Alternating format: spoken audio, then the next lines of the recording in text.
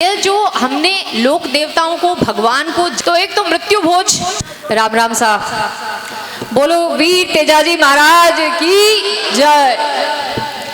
खरनाल की इस पावन धरती पर आज हम सब एकत्रित हुए हैं और इस कार्यक्रम के मुख्य अतिथि आदरणीय चौटाला जी, मंच पर आसीन आदरणीय जाखड़ साहब, पूर्व सांसद महोदय और पूरा सम्मानित मंच। समय कम है इसलिए मैं सबके नाम नहीं ले पाऊंगी। सबसे पहले तो आज हम सबका अहोभाग्य है कि हम यहाँ पे, हमें तेजाजी ने बुलाया है, क्योंकि मंदिर एक ऐसा परिसर है कि जिसमें तेजाजी ही बुला सकते हैं, हमारे चाहने से हम नहीं आ सकते। तो ये तो हम सबका अहोभाग्य है, इसके लिए हम ईश्वर की जो कृपा है उसको हम मानते हैं।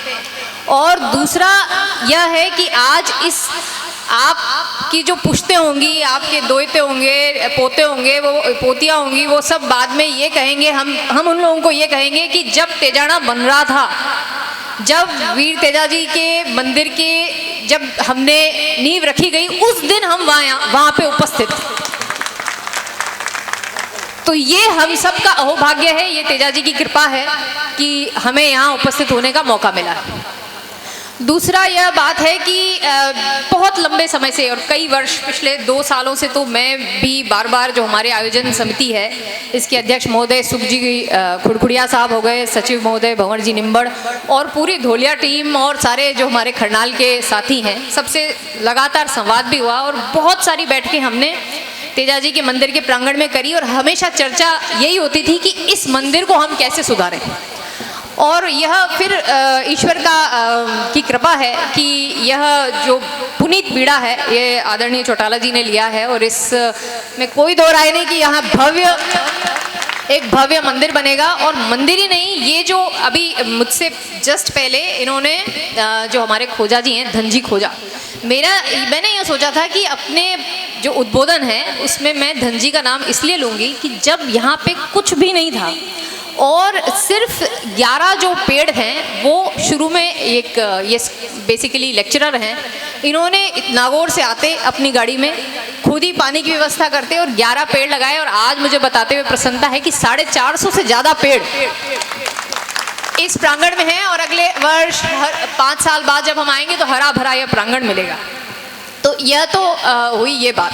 दूसरा मेरे से आग्रह है, क्योंकि अब मेरे से बड़े बुजुर्ग पूजनीय यहाँ बैठे हैं, तो आज हम यहाँ आए हैं तो कुछ संकल्प लेके जाना चाहिए। एक तो यह जो मंच है यह किसी राजनीति का नहीं होके सिर्फ समाज का और एक सामाजिक मंच है। दूसरा यह कि यह जो हमने लोक देवताओं को, भगवान को जाति धर्म में बांटने की यह गलत परंपरा शुरू कर दी है, इससे भी हम आगे आए, क्योंकि भगवान का कोई जाति विशेष नहीं है और सभी सर्व समाज को, सभी जातियों को साथ लेके हम आगे बढ़ें और यह जो धाम है ये सभी के लिए खुला हो और बहुत सुंदर यहाँ एक जो मंदिर है वो तो बने ही, साथ ही दूसरे जो संकल्प हम आज यहाँ से लेके जाएं, उसमें मैं आप सबका आग्रह मेरा है कि आप उसको जरूर अपने मन में, अवचेतन के अंदर उसको लें। एक तो यह संकल्प होना चाहिए हमारा कि मौसर, आप सबको विदित है कि कोरोना में थोड़े समय मौसर नहीं हुए तो कितने कितने लाख लोग, जो हम लाखों से नीचे आते हैं, कर्जा ले लेके बड़े से बड़ा मौसर करते हैं, उस मृत्यु भोज को रोकने के लिए हमें यहाँ पे संकल्प लेना चाहिए। पूरा समाज यहाँ बैठा है, इस संकल्प के साथ ही हम यहाँ से जाएं। तो एक तो मृत्यु भोज की जो एक दिखावे में हम यह कर रहे हैं कि एक पशु भी मरने के बाद में भोजन नहीं करता है, पर यह हम मनुष्य होने के बाद में ऐसा कैसे कर सकते हैं कि जिस परिवार में मृत्यु हुई है वहाँ पे हम खीर पूड़ी खाने के लिए पहुँच जाएं। ये सबसे बड़ा पाप है और इस पे पूरे समाज को सोचना चाहिए और एक संकल्प लेना चाहिए। जब चूँकि मेरा खुद का गांव यहाँ पे इससे ज़्यादा दूर नहीं है, खजवाना से ही मैं हूँ, और ये आप सबको पता है कि चोरी छिपे जबकि मृत्यु भोज पे पूरी कानूनी पाबंदी है, तब भी ये जो बीमारी है ये किस तरह से बढ़े जा रही है, तो इसको रोकने का कार्य करें। दूसरा है कि बालिका शिक्षा।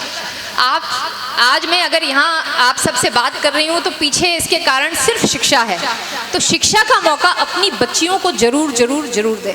और एक जो हमारे हॉस्टल बने हुए हैं, बहुत शानदार हॉस्टल अपने डीडवाना में भी है और भी सब जगह है, परंतु क्या वो सुचारू रूप से चल रहे हैं?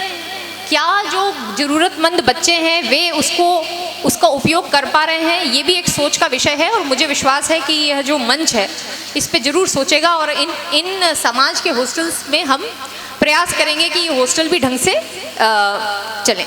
अधिक समय नहीं लेते हुए मैं आखिर में ये कहना चाहूँगी, और ये तो मेरा पूरा आग्रह है जिस पे मुझे विश्वास है कि सुखजी खुड़खुड़िया अध्यक्ष महोदय ने भी हाँ करी है, कि अगली आखा तीज से हर वर्ष यहाँ पे इस भूमि से पवित्र कोई भूमि नहीं है और आखा तीज से बढ़िया कोई सावा नहीं है।